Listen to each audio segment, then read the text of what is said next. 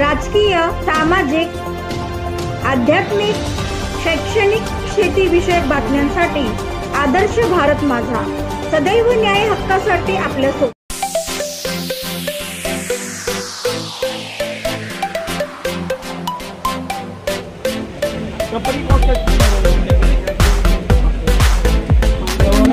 आणि आम आदमी पार्टीचे महाराष्ट्रातून आलेले सर्व सक्रिय कार्यकर्ते बंधू भगिनींनो, खरं आपण हे आंदोलन करत असताना अतिशय आम आदमी पार्टीच्या कार्यकर्ता म्हणून अतिशय वाईट वाटतं। याचं कारण सांगतो की दिल्ली असेल, पंजाब असेल, आज तिथं आपण 200 युनिट फ्री देतो, पंजाबमध्ये 300 युनिट फ्री देतो आणि एवढं फ्री देऊन सुद्धा तिथलं जे वीज खातं आहे मित्रांनो ते प्रॉफिटमध्ये आहे। पण जर महाराष्ट्रामध्ये पाहिलं या 70 वर्षामध्ये वीज खातं आहे का ते माणसांना खात आहे, अशा पद्धतीची याची अवस्था झाली आहे। आणि म्हणून कुठलंच व्यवस्थित नाही। खरं म्हणजे लोकशाहीमध्ये दोन प्रकारे लोकशाही चालली जाते, एक निवडून आलेले नेते आणि दुसरे पदाधिकारी।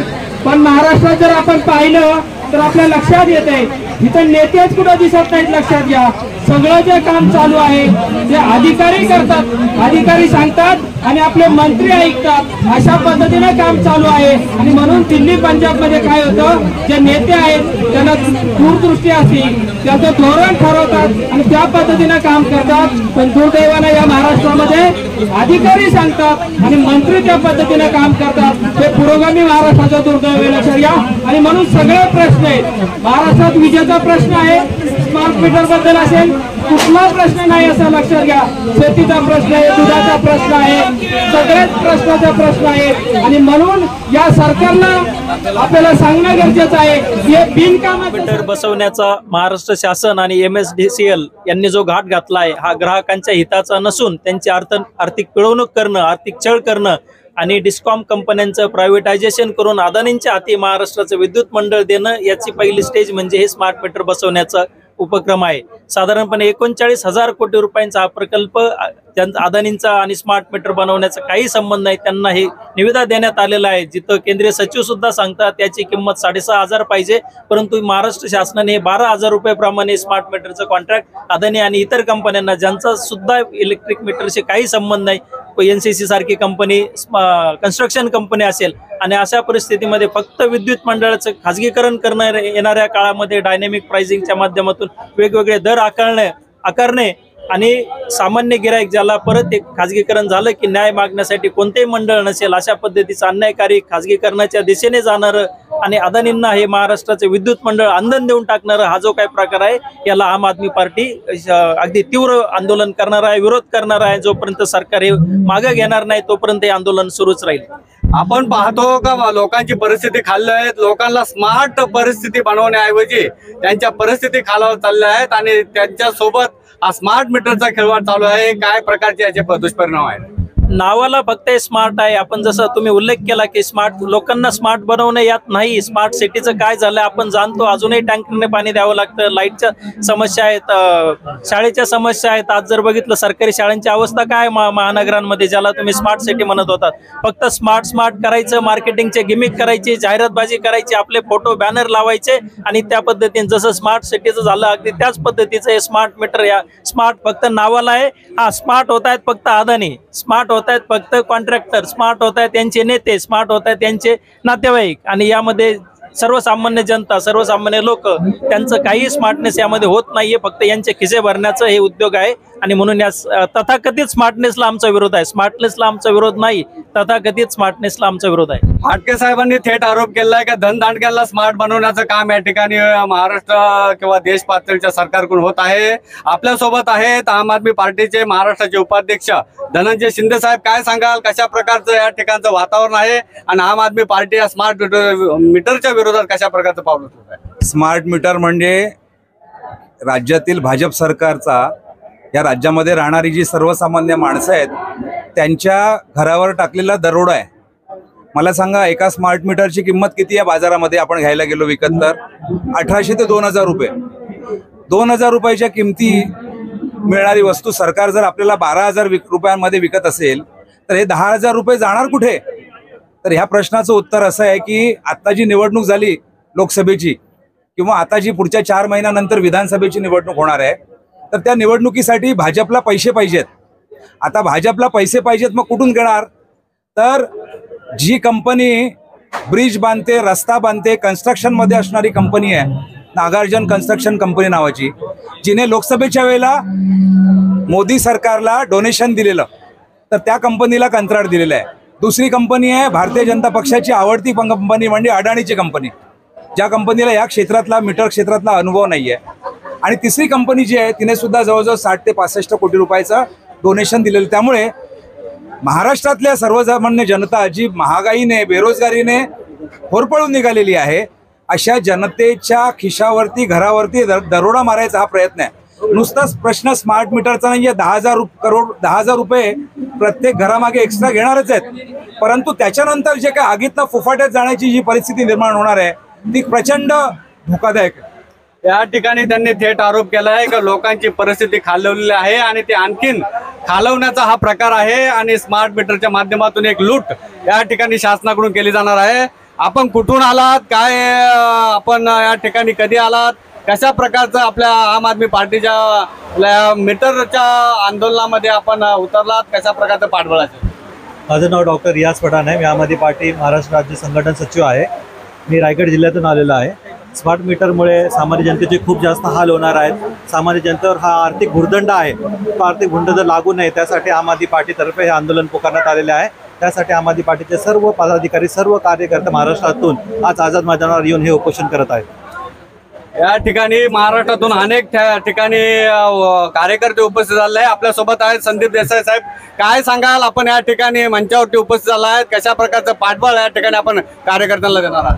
खरं तर स्मार्ट मीटरच्या विरोधामध्ये संपूर्ण महाराष्ट्रात एक असंतोष आहे. छोटे मोठे पक्ष असू देत, वेगवेगळ्या संघटना असू देत, या सगळ्यांचा सातत्यानं स्मार्ट मीटरला विरोध होताना दिसतोय. सर्वसामान्य लोकांचा याच्याबद्दल विरोध आहे आणि हे सगळं समजून घेऊन आज आम्ही स्मार्ट मीटरच्या विरोधामध्ये दुसऱ्या टप्प्याला सुरुवात केलेली आहे. पहिल्या टप्प्यामध्ये MSEBीला आम्ही शांतपणे निवेदन दिलं की हे स्मार्ट मीटर आमच्या डोक्यावर मारू नका, आणि त्या निवेदनाला त्यांनी दाद दिली नाही. म्हणून दुसरा टप्पा आज आम्ही बेमुदत उपोषण आंदोलन आझाद मैदानामधनं सुरू करतोय. आणि सरकारला आम्हाला सांगायचं आहे, या येत्या पावसाळी अधिवेशनामध्ये याच्यावर जर तुम्ही निर्णय घेतला नाही, ठोस भूमिका घेतली नाही, तर लोकांच्या, आम आदमी पार्टीच्या आणि सर्वच लोकांच्या उग्र असंतोषाला तुम्हाला बळी पडावं लागेल. शासनाने दखल घेतली नाही तर भविष्यात उग्र आंदोलन या ठिकाणी करण्याचा त्यांनी इशारा दिलेला आहे. काय सांगाल, आपण या ठिकाणी मंचावरती विजय कुंभार साहेब या ठिकाणी आहेत, काय सांगाल, कशा प्रकारचं आपलं पाठबळ कार्यकर्ता असणार आहे आणि स्मार्ट मीटरच्या विरोधात आपली लढाई पुढे कशी आहे? कार्यकर्त्याला पाठबळ देण्याची गरज नाही. कार्यकर्ता आम्हाला पाठबळ द्यायला आलेला आहे की तुम्ही जे आंदोलन चालू करता, जे लोकांच्यासाठी आहे, त्याला पाठबळ द्यायला राज्यातून हे लोक आलेले आहे. याच्यामध्ये राज्य शासन एकीकडे म्हणतं की आम्हाला विजेची चोरी रोखायची, परंतु राज्य शासन त्याच वेळेला अडाणीच्या दरोडेखोरीला पाठिंबा देतंय.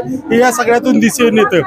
सबस्टँडर्ड कोळशाचे वाढलेले दर, अडाणीला सोलर एनर्जीसाठी 62,000 एकर जमीन स्वस्तात दिली जाते, ही मोठी चोरी आहे. याच्यामध्ये सामान्य माणसाचं हित नाही, तर केवळ आणि केवळ या वीज कंपन्यांचं हित बघायचं शासन ठरवलंय, आणि तेही केवळ सामान्य माणसाच्या हिताचा बळी देऊन त्याच्या खिशावर दरोडा टाकून. याला सामान्य लोकांचा विरोध आहे.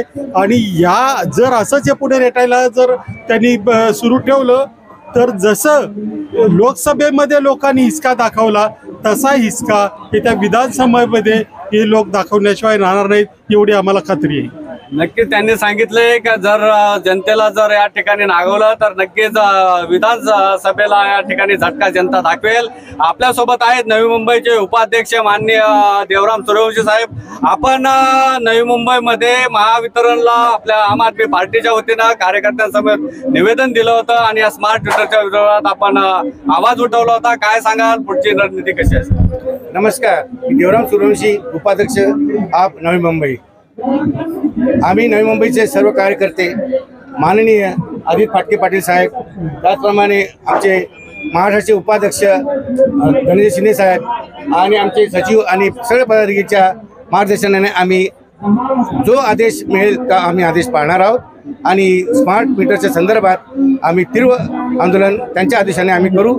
ही आम्ही ग्वाही देत आहोत। या ठिकाणी त्यांनी वरिष्ठ पदाधिकाऱ्याकडून जे आदेश मिळतील त्याप्रमाणे पुढची रणनीती असेल असा या ठिकाणी आवाज उचललेला आहे। आपल्यासोबत आहेत युवा नेतृत्व, नवी मुंबईचा युवा अध्यक्ष, काय सांगाल केदारे साहेब? आपण या ठिकाणी उपस्थित झालात, युवकांना काय सांगाल आणि जनतेला काय सांगाल का स्मार्ट मीटरच्या विरोधात आपण कशा प्रकारे उभे टाकला?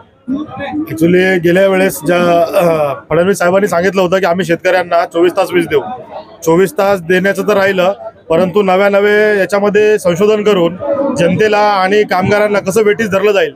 आपण जर बाजूला पाहिलं तर MSEDCLच्या माध्यमातून जे कंत्राटी कर्मचारी आहेत, जे मीटर रिडिंग घेतात, तर त्यांच्या सुद्धा उद्या रोजगाराचा प्रश्न निर्माण होणार आहे। त्यानंतर जी आपली लाईट जी आहे स्मार्ट मीटरच्या माध्यमातून जे प्रीपेड आपण करणार आहात, त्याच्यामध्ये जो लाईट कनेक्शन कट करणारा जो कर्मचारी आहे त्याची सुद्धा नोकरी जाणार आहे। त्यामुळे एकीकडे ही सरकार जे आहे जे आश्वासन देते की आम्ही रोजगार उपलब्ध करून देऊ, एकीकडे रोजगार सुद्धा घालवायचा आणि सामान्य जनतेच्या खिशाला सुद्धा झळ लावायची, खिसे कापूनचं हे सरकार आहे।